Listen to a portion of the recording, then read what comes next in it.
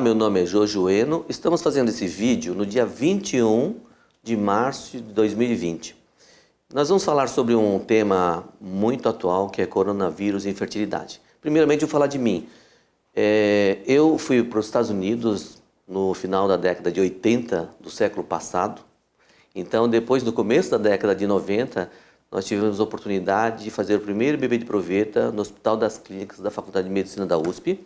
E eu que fui responsável técnico para fazer a parte laboratorial. Então, desde então, eu me dediquei bastante à parte de reprodução humana, fui orientador da pós-graduação da Faculdade de Medicina da USP, estrito sensu, e hoje sou o responsável técnico, diretor clínico da clínica e do Instituto Gera. E hoje temos aqui no nosso curso, que fazemos de pós-graduação, dezenas de ginecologistas que vêm aprender conosco a parte de reprodução humana e depois vão para o Brasil afora exercitar a prática ou fazer tratamento de mulheres inférteis. Agora estamos vivendo uma época extremamente delicada, como jamais visto anteriormente, que é o coronavírus se espalhando pelo mundo. E ao que parece, no Brasil está até pior do que na Itália. Estamos bem no começo, mas já vendo que talvez seja até mais grave aqui no Brasil se a gente não fizer algumas atitudes bastante enérgicas. Quanto mais rápido fizermos, quanto mais rápido agirmos, menores vão ser os estragos no futuro, quer dizer, menos mortes vamos ter. Então, diante desse fato tão importante, o que está acontecendo? As mulheres inférteis, ou o casal infértil, aquela pessoa que tem filho no futuro, está deixando até um pouco de lado. Mas não deixa de ser importante essa questão, por isso que nós vamos procurar fazer aqui, trazer informações confiáveis em relação a esse tópico.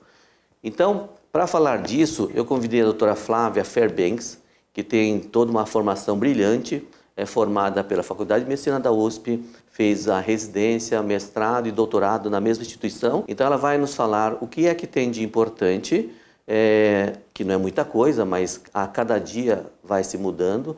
Hoje, a realidade de hoje, por isso fiz questão de falar no começo com a data.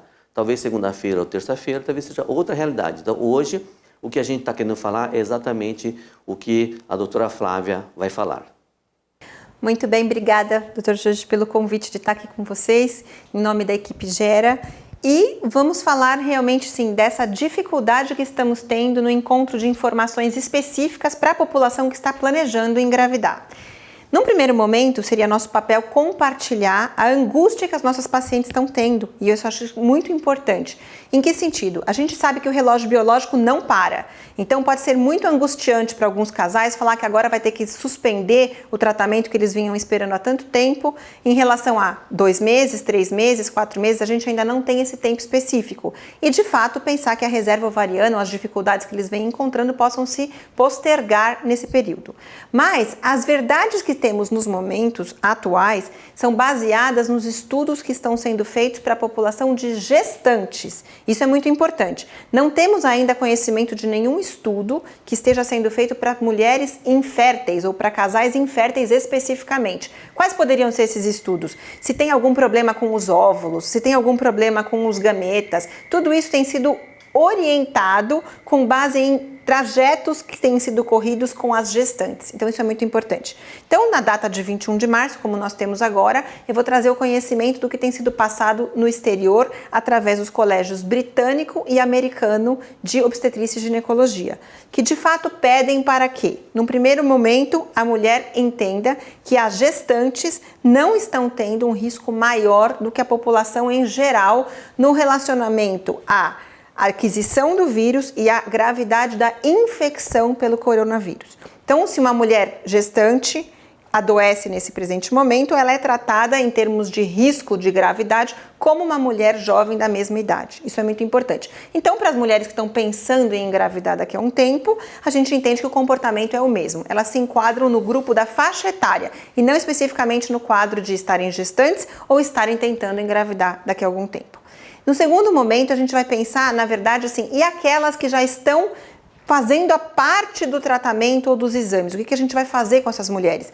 Como a infertilidade ou o tratamento para engravidar não é uma questão que coloque a vida em risco neste momento, a gente entende a angústia de parar esse tipo de tratamento, de suspendê-lo temporariamente, imaginando que esse prejuízo ainda está dentro do escopo do que a gente pode manejar, ou seja, não vai ser pior esperar esse período que a gente espera que seja curto, de alguns meses, em função da finalidade do recluso, na verdade, da finalidade da gente conseguir que essa mulher fique isolada socialmente de fato para ajudar no controle da pandemia. Então essas são todas as orientações atuais que nós temos. Não mudem o comportamento, não vale a pena sair de casa para ir fazer algum tipo de exame que pode esperar nesse momento, para fazer algum tipo de tratamento que seja eletivo. O mais importante de fato agora é o isolamento social, seguindo as recomendações. É isso que a gente tem feito. Então, na nossa clínica, o que a gente tem feito é o seguinte: não temos atendimentos eletivos, passamos a não fazer isso, não vamos fazer mais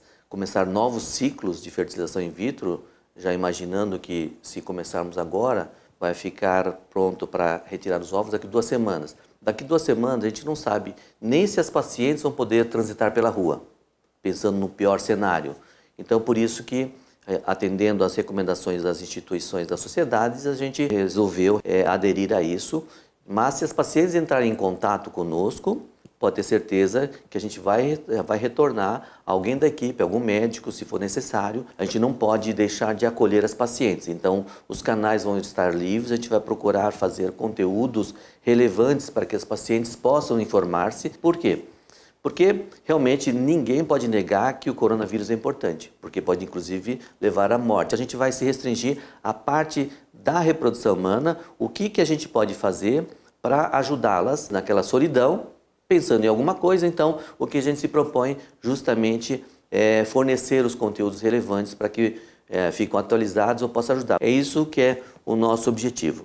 E o que as pacientes podem fazer realmente de fato é ficar em casa, evitar de sair, evitar em festa. Logicamente, isso tudo está sendo falado pela imprensa e não compete a gente falar sobre isso. O que a gente vai fazer, volto a falar, a gente vai procurar dar informações precisas e atualizadas sobre os diversos aspectos da reprodução humana. E aí, Flávia, quer falar alguma coisa?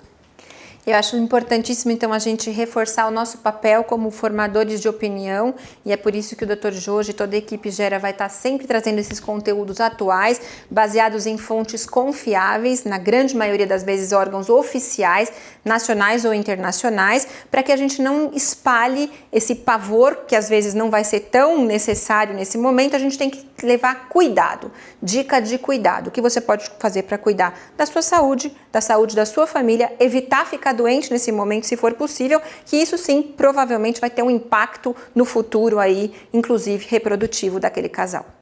E reforçando na questão da atualidade, o que tem de fato, por exemplo, tem um trabalho chinês que mostrou o nascimento de 9 crianças sem qualquer anormalidade. Isso não dá para extrapolar outras alterações que podem ocorrer na gravidez inicial. Então, por isso que a gente está de mãos atadas em relação a isso. Agora, o que é que se pode fazer para que as pacientes, nesse período, não sintam que está perdendo seu tempo?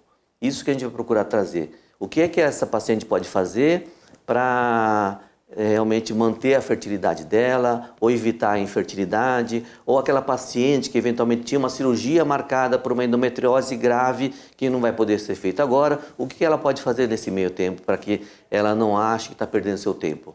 Então isso que eu acho que é o que é mais importante, que a gente pode confortar ou ajudar as pacientes nesse período crítico que a gente está passando. Por enquanto, a mensagem mais importante é procurar ouvir as autoridades e a gente seguir à risca as determinações que estão feitas para o Brasil como um todo, inclusive, logicamente, para você que almeja ter um filho no futuro. Gostaria de agradecer a paciência de vocês, de assistir esse vídeo. Espero contar com a presença nas próximas eventualidades. Muito obrigado.